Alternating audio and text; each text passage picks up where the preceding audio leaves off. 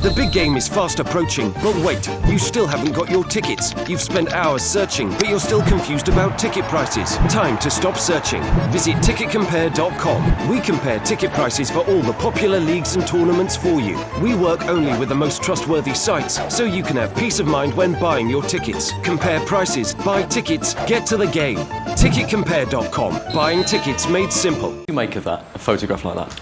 Yeah, I think, for me personally, I think, if you guys just trying to keep it to yourself and, don't bring it out to the world, because it's not going to help us in, come the later stage of the tournament, please God we get there, because all the rest of the world's seeing our team now, if that is the team or if not. But as I say, you guys have to, do your little bit. So if you could just please help us in that and, be a bit polite. I mean, the manager's just said, quote, the media have to decide whether they want to help this England team or not. That's kind of what you're suggesting there. No, I feel, this time around in this tournament, especially leading up to this tournament, the media's been great. I think we've got a good connection with them now, and it's a lot better than what it has been in the past. But as I say, it's still a work in progress. It's been a lot of years where it's been a little bit difficult. But as I say, even playing darts now, we're getting to interact with each other, and it's, it's good fun. Do you think a leak like that, a photograph like that, can damage the relationship between us lot in the media and you lot as players? I don't know. Me personally, I don't take it like that. I don't know the team, so none of the lads know the team, so we don't know. We can't read off of that. But as I said, if it doesn't come out, it'd be better for us, because so we can plan, and the other teams don't know our formation or, as they say, our training plan. We could have a deep philosophical debate, couldn't we, about whether it's the media's job to support the team or not. And what do you think? Is it the media's job to support the team? I think it's a nation's job. We're England. We're all one nation, and we all want to do well. If that's us on the pitch or us as coaching staff or the fans or anything, we all want to do well and want England to, try and get right to the later stages, and albeit win it. Let's take you back to that opening game against Tunisia. Great victory, but we can see your frustration with the penalty decision against you. What do you make of that, Carl? Now you've had a bit of time to think about it. Should VAR have been used? Are you still angry about it? No, the referee has a difficult decision. Obviously, VAR has helped him a lot, but he hadn't chose to use it.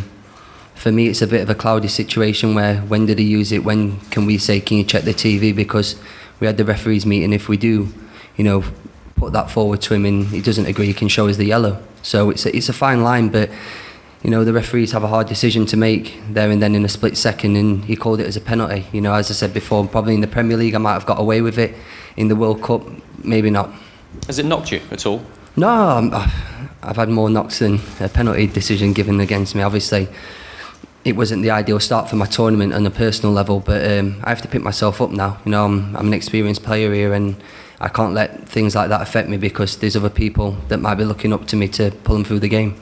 On a wider picture, with Harry Kane not getting a penalty and not being referred to VAR for those two incidents where he looked like he was wrestled to the ground, does that add to it? Is there a frustration, maybe an anger in the England camp about the way it wasn't used in the game against Tunisia?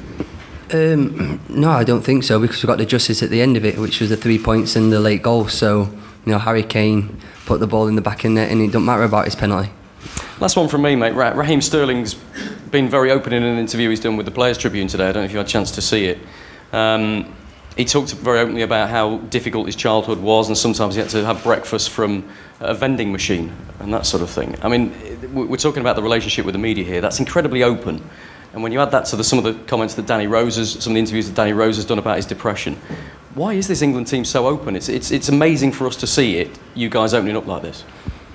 Yeah, we're just normal people. Obviously, we've got a fantastic job and one of the best jobs in the world. But we are just normal guys, and we all go through different situations in life, As I can say from my behalf, my childhood wasn't great. I've seen people being chucked out of flats and the house set on fire, and the babies were getting chucked out of the flat. So it's just things that we, grow up living with. But I think it makes us stronger, and we come together and we're one family in that hotel. And I'm right behind Raheem, I'm right behind Danny, that I've known for a long time now, and all the players and staff are as well.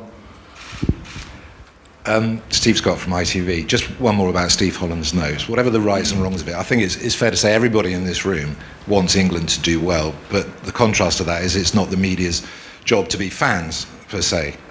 Do you get that sort of subtle contradiction? It's kind of, I don't really care. Like, that wasn't the team. We don't know the team, so until I know the team, I can't really comment on that.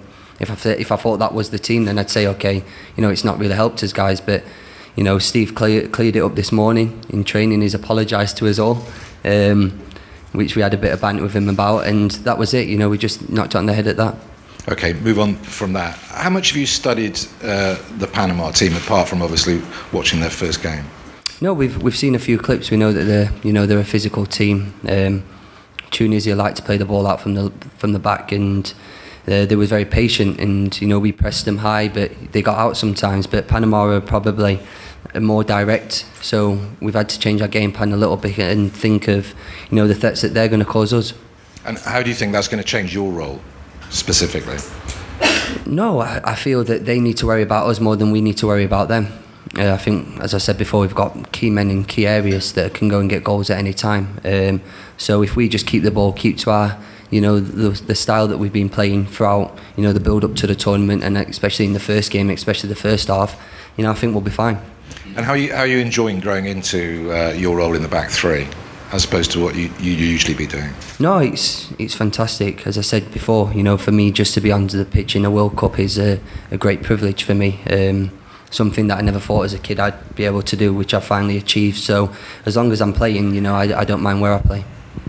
Kyle Danro and BBC. How wary do you have to be of Panama, their physicality, the fact that they held Belgium to goalless draw until half-time? They've clearly got some resilience to them. Do you have to be wary of this team? No, they're fighting for their lives to stay in the competition. Obviously, if we go and get the victory that we want, they're out. So it's going to be a tough game. It's not going to be a walkover. And I've seen Eric Dyer say that no game in the World Cup is easy, and he's completely right. It's going to be a tough task, but I feel that if we just concentrate on us and keep playing to the way that we're playing and the standards that we're playing, we should be fine.